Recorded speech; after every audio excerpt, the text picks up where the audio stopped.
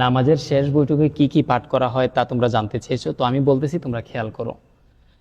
التحيات لله والصلوات والطيبات السلام عليك أيها النبي ورحمة الله وبركاته السلام علينا وعلى عباد الله الصالحين أشهد أن لا إله إلا الله وأشهد أن محمدا عبده ورسوله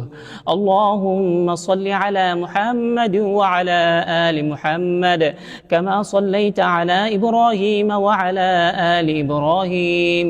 إنك حميد مجيد اللهم بارك على محمد وعلى آل محمد كما باركت على إبراهيم وعلى آل إبراهيم إنك حميد مجيد اللهم إني ظلمت نفسي ظلما كثيرا ولا يغفر الذنوب إلا أنت فاغفر لي مغفرة من عندك وارحمني إنك أنت الغفور الرحيم السلام عليكم ورحمة الله